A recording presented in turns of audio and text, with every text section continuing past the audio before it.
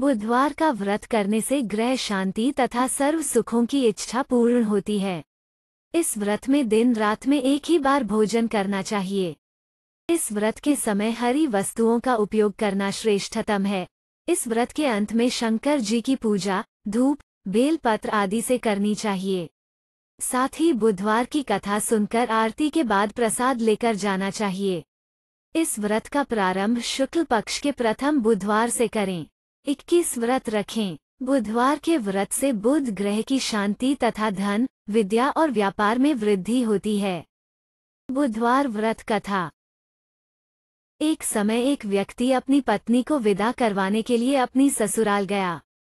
वहां पर कुछ दिन रहने के पश्चात सास ससुर से विदा करने के लिए कहा, किंतु सबने कहा कि आज बुधवार का दिन है, आज के दिन गमन नहीं करते हैं।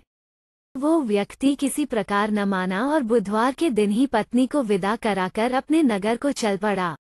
राह में उसकी पत्नी को प्यास लगी तो उसने अपने पति से कहा कि मुझे बहुत जोर से प्यास लगी है। तब वो व्यक्ति लोटा लेकर रथ से उतरकर जल लेने चला गया। जैसे ही वो व्यक्ति पानी लेकर अपनी पत्नी के निकट आया तो वो यह देखकर आश्चर्य से चकित रह गया कि ठीक अपनी ही जैसी सूरत तथा वैसी ही वेशभूषा में वो व्यक्ति उसकी पत्नी के साथ रथ में बैठा हुआ है। उसने क्रोध से कहा कि तू कौन है जो मेरी पत्नी के निकट बैठा हुआ है?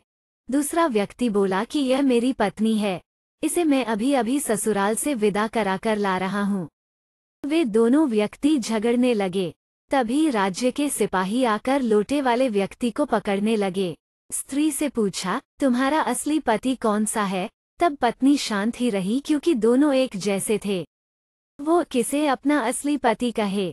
वो व्यक्ति ईश्वर से प्रार्थना करता हुआ बोला, हे परमेश्वर, यह क्या लीला है कि सच्चा झूठा बन रहा है।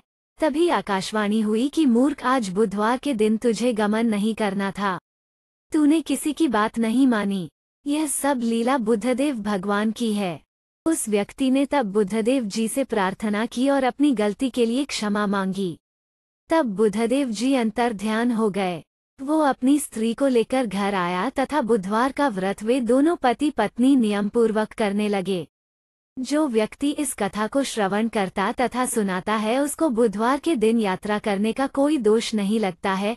उसको सर्व प्रकार के सुखों की प्राप्ति होती है।